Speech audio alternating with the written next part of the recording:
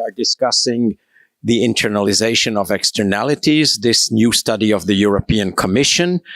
What do you anticipate that this study will help you do better in your own strategy, or worse?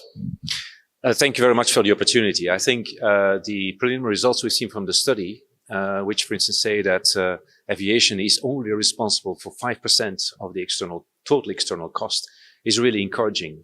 And I think it's mainly because it's driven by a competitive market, which the airlines market really is. And it's a very cost-driven market. And because of that, we have become much more efficient, invested in new technologies, in quieter aircraft, but also to reduce CO2 emissions. So it's actually win-win. And so I'm really encouraged to see the results of this study, which means that we're on the right track. And I think we need to continue to do better, to go further. What I would call is finalizing the single aviation market. It's not completed yet. We're not there yet. I think in our supply chain, we still see a couple of bottlenecks, such as airports, air navigation service providers, which are really don't have the mindset yet, like the airlines of improving, become more efficient, cost efficient. So I think hopefully we can use this study as to show we're on the right track, but we can do still a lot better. So I'm very positive on this. And if we look beyond air, I mean, there's somehow the idea that if we internalize everything, we can promote modal shift and things like that. And certain things may be more efficient on the rail or even on the buses. How do you look at these kind of consequences that the study may have?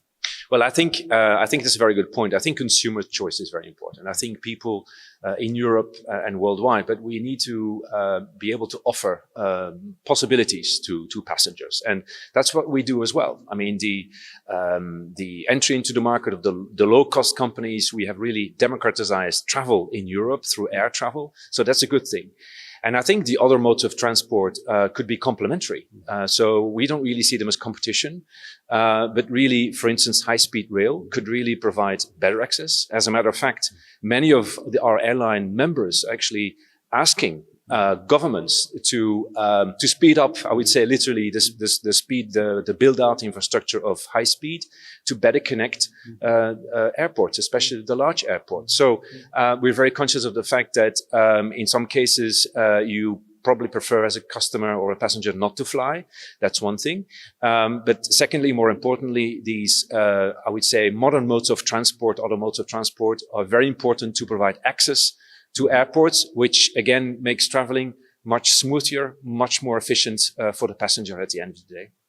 And yeah, I think that the study could help in, putting some sort of right price on the different modes of transport in the perspective of favoring complementarity, ultimately.